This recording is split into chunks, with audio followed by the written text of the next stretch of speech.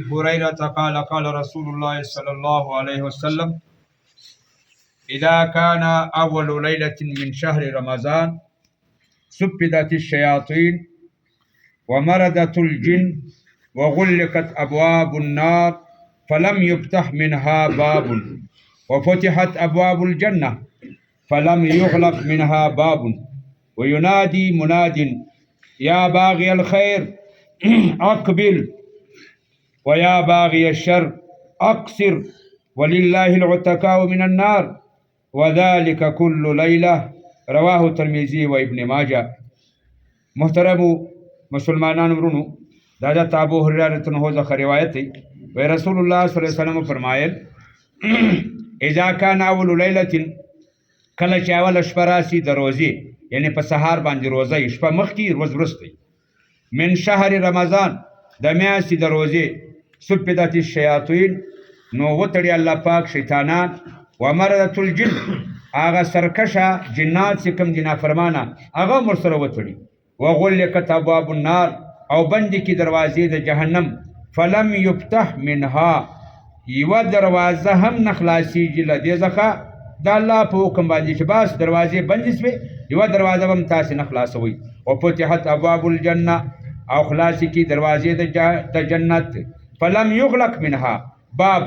او بیا نه بندې لدې دروازو ځخه یو دروازه د جنت د جهنم کې بندې کړي یو دروازه هم نخلاصيږي د الله په حکم باندې د جنت کې ګرځي خلاص کړي یو دروازه هم نه بندل د الله په حکم باندې او ینادي منادن او आवाज کوي او आवाज کوونکی یا باغی الخير اے د خیر والا چې ستا اراده د خیر په الله باندې ځان وبخښم جنت پیدا کما د آخرت شایسته خوشحالي زندگی په نصیب سي اقبل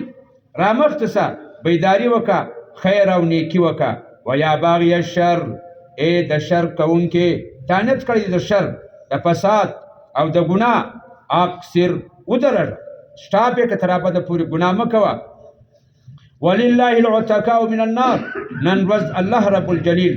انسانان آزادی د جهنم د اور څخه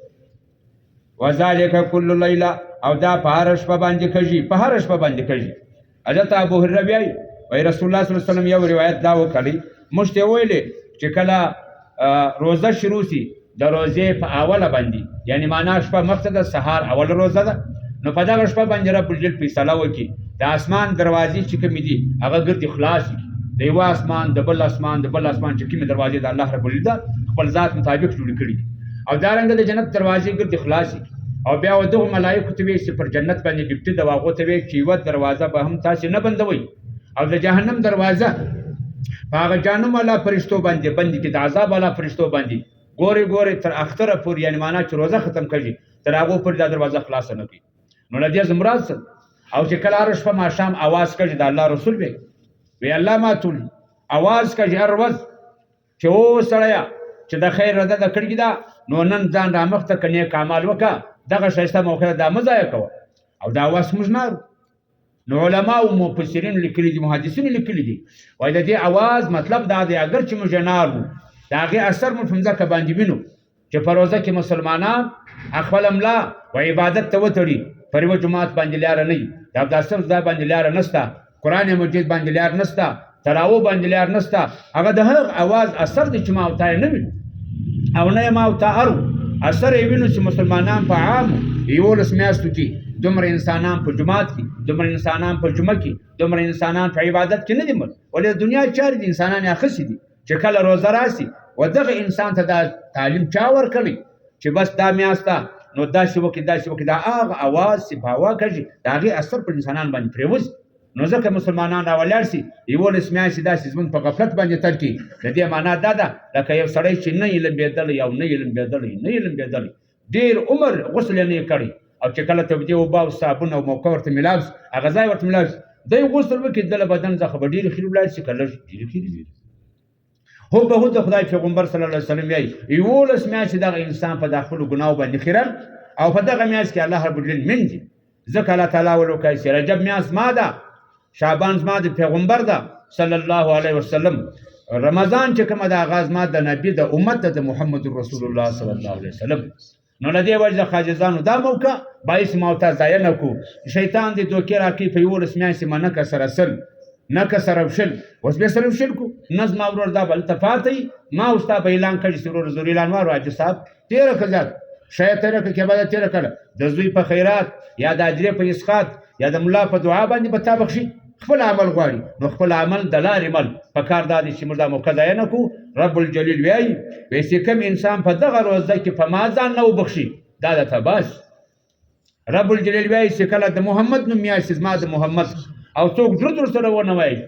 هغه دې تباسي صلی الله علیه وسلم بردادي او درېیمه دا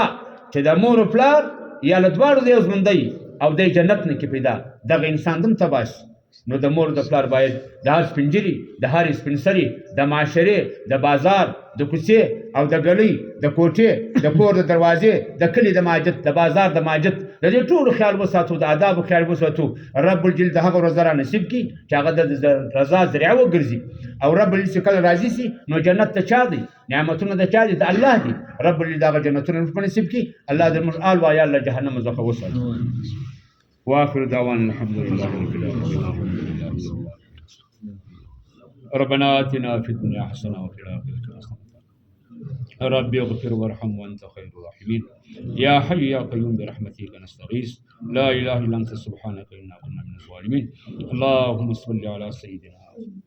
ربنا تقبل منا إنك أنت التواب الرحيم سبحان ربك رب العزة عما يصفون وسلام على المرسلين والحمد لله رب العالمين